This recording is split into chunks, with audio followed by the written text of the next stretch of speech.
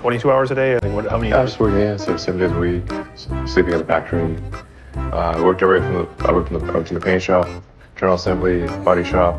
You ever worry about yourself imploding? Like it's just too much? Absolutely. No one should put this many hours into work. This is not good. And people should not work this hard. They should not do this. It's very painful. Painful in what sense? It hurts my brain and my heart. It hurts. This is not recommended for anyone. I just did it because if I didn't do it, then good chance Tesla would die. I don't think you'd necessarily want to be me. It's very hard to turn it off all the time. To stop. When I was young, I didn't really know what I was going to do when I got older. I think when I was, 5 or 6 or something, I thought I was insane.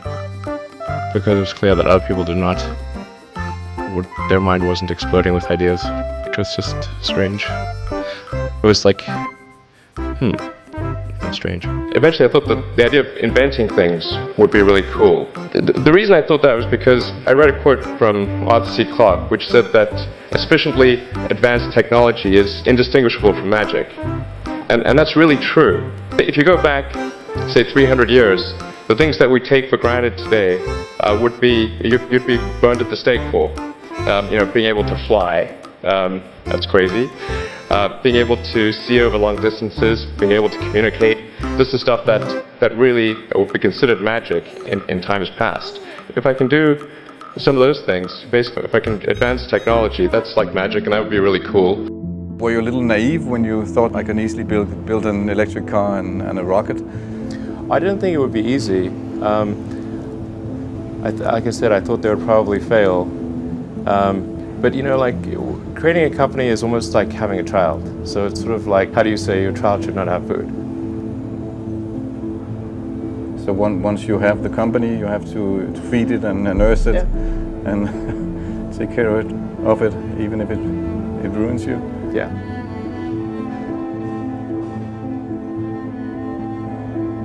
But I suppose there were some tough times in end of 2008. How did you get through that period of crisis? Yeah. 2000 and... Can we just break for a second? Sure, of course. Yeah. You want to wait a little while? Man, I sure hope it was worth it.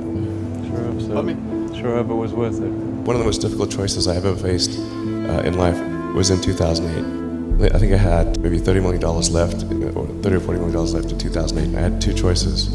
I could put it all into one company, and then the other company would definitely die, or split it between the two companies.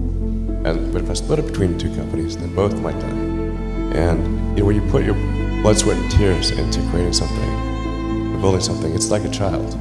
And so it's like, which one am I going to let one starve to death? I couldn't bring myself to do it, so I split the money between the two. Fortunately, thank goodness, they both came through. With Tesla, we're trying to make things that people love. How many things can you buy that you really love, that really give you joy? So rare, so rare. I wish there were more things. That's what we try to do, just make things that somebody loves.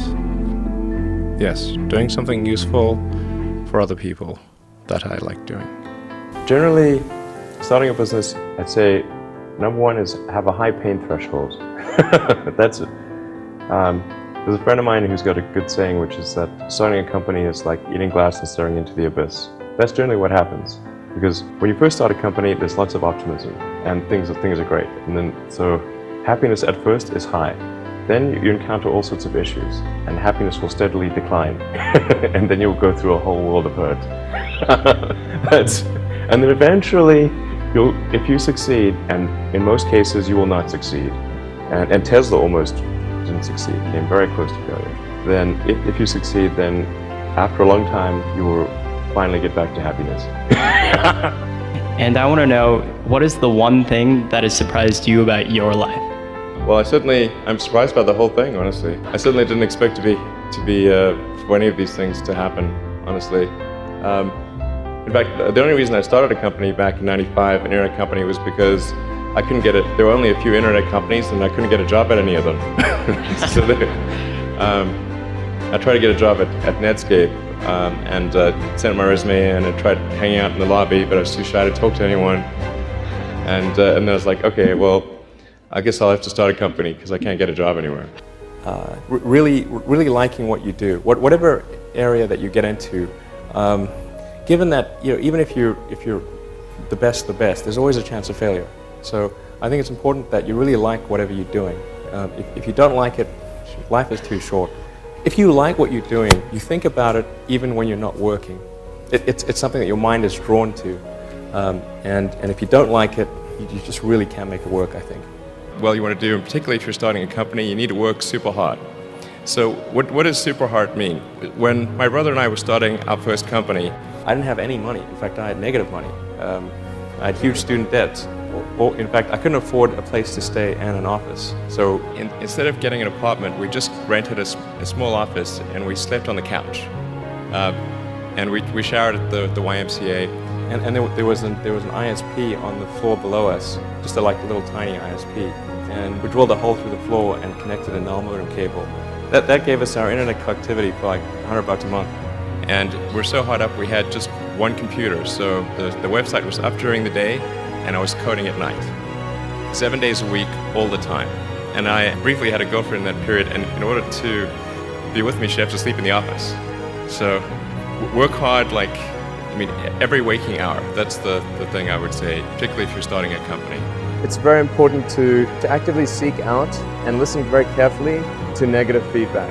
And this is something that people tend to avoid because it's painful. When friends get a product, I say, look, don't tell me what you like, tell me what you don't like. Otherwise, your friend is not going to tell you what he doesn't like.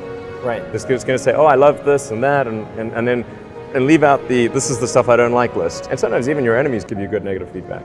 So I actually went to Russia 3 times to look at buying a refurbished ICBM. I can tell you it was very weird going there in late 2001, 2002, going to the Russian rocket forces and saying, I'd like to buy 2 of your biggest rockets. They thought I was crazy, but I did have money, so that was okay. One good friend of mine collected a whole series of videos of rockets blowing up and made me watch those. He just didn't want me to lose all my money. For SpaceX, the first 3 launches failed. We're just barely able to scrape together enough parts and money to do the 4th launch. If that 4th launch had failed, we would have been dead. I tried very hard to get the right expertise in for SpaceX. I tried hard to find a great chief engineer for the rocket, but the good chief engineers wouldn't join, and the bad ones, well, there was no point in hiring them. So I ended up being chief engineer of the rocket. So if I could have found somebody better, then we would have maybe had less than 3 failures. When you had that 3rd failure in a row, did you think, I need to pack this in? Never. Why not? I don't ever give up. I mean, I'd have to be dead or completely incapacitated. You know, there are American heroes who don't like this idea. Neil Armstrong, Gene Cernan have both testified against commercial spaceflight and the way that you're developing it, and I wonder what you think of that. I was very sad to see that, because those guys are, those guys are heroes of mine, so it's really tough. I wish they would come and visit and see the hardware that we're doing here. And I think that would change their mind. They inspired you to do this, didn't they? Yes. And to see them casting stones in your direction. It's difficult.